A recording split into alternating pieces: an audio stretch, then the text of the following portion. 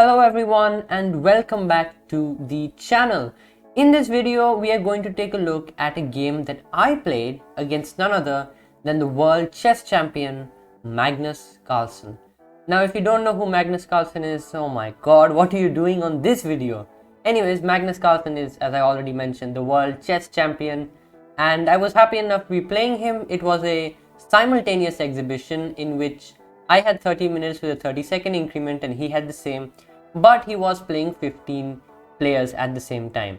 Now, spoiler alert, I played a pretty terrible game, which is quite obvious. I am playing the world chess champion, but in my own defense, it was 12 a.m. where I am, and I was pretty sleep deprived. And if anybody asks, that was the only reason I lost, not because Magnus is the world chess champion, but because I was sleep deprived. Just wanted to let you know.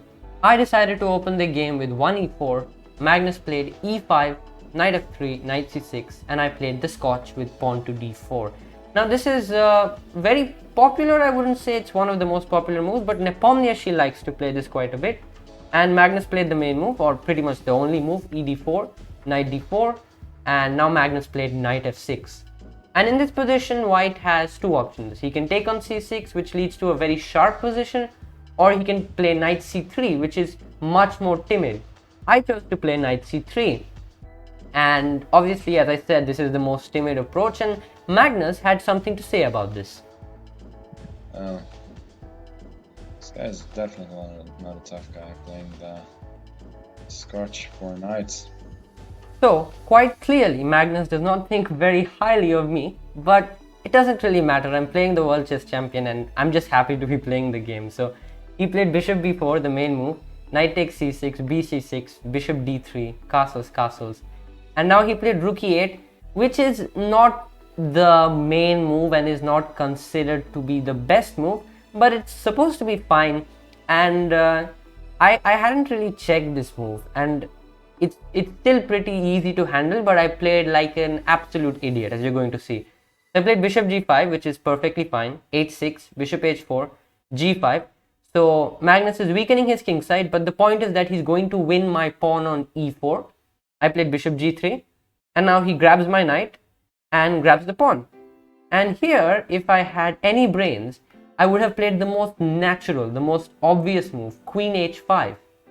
But since I don't, I decided to play bishop takes e4. And this has so many problems. The most obvious problem is that I have to play dynamically here. I'm down a pawn, but he has a weak king side, and I'm exchanging pieces. And I'm not just exchanging pieces, I'm giving up my bishop, which is not a very bright idea, come to think of it. And Magnus did not hesitate to take this. In fact, I believe he had pre-moved rook takes e4. And again, I played like an absolute idiot. Instead of playing dynamically, I decided, let's trade off some more pieces. I played rook e1, forcing the trade of more pieces, and Magnus happily accepts, plays d6, and now he's much better than me in this position. I mean, okay, as a chess player, obviously he's better than me, but now in this position as well, he's better than me, and quite honestly, I'm lost already. Like, it's like -1 or something like that. But against Magnus, that's game over pretty much. Still, I kept playing. I tried now to play dynamically and weaken his king side with f4. Magnus just acted like I was doing nothing and played bishop f5. I took on g5, he took on g5. And now I played queen f2, attacking his bishop, which probably, I mean, I don't really see why I played it. Looking back, it feels like I was a pretty bad player then. Not that I'm a great player now, but you get the point. It just looks so bad right now. He played bishop e4. And again, I played another move trying to weaken his king side again, which was h4. Magnus did not take on h4. Instead, he played f5. And once I took, he took, and now pretty much I'm just completely lost here. I still played rook b1, and now he started moving up with his king. And here I played bishop h4, gaining a tempo on his queen. He played queen h5, and now I played a pretty obvious move in my mind, rook b7. But again, Magnus had something to say about this move as well. Oh, there's rook c7 coming, and there's rook e7, which is crucially what I missed. So I guess I'll just go rook c8. Well, I'm still completely lost, but clearly Magnus felt that it wasn't a terrible move, so I'll take it. I'm quite happy with that. He played rook c8, defending the pawn, and now I played rook takes a7, winning a pawn. He played king e6, just climbing up the board with the king. I could have named this game the Immortal King Walk, but it really isn't the Immortal King Walk. It's just an element. He kept moving his king up the board, and here I felt he wanted to play the move rook g8, and I felt this was a pretty serious threat. So I played queen g3, and again you will see that Magnus had something to say about this move as well. Queen g3, excellent move. Preventing rook g8 which was my main threat. So I was hoping my opponent would miss it. I had no particular plan B.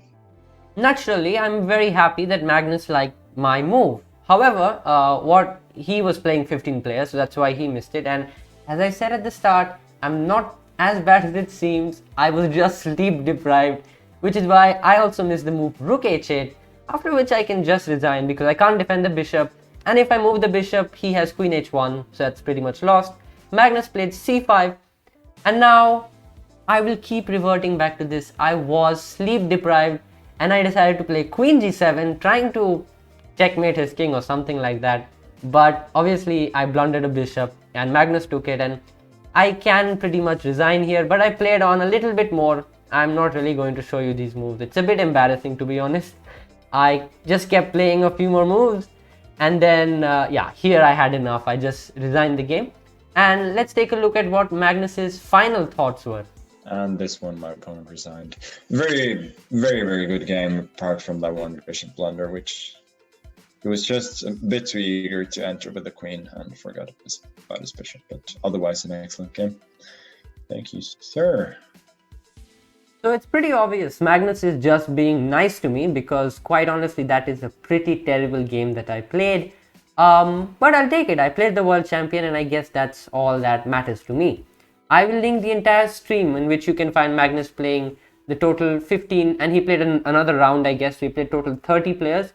You can find the link to his games against all 30 players in the description down below. If you did like the video, don't forget to like, share and subscribe, and I will see you soon for more chess.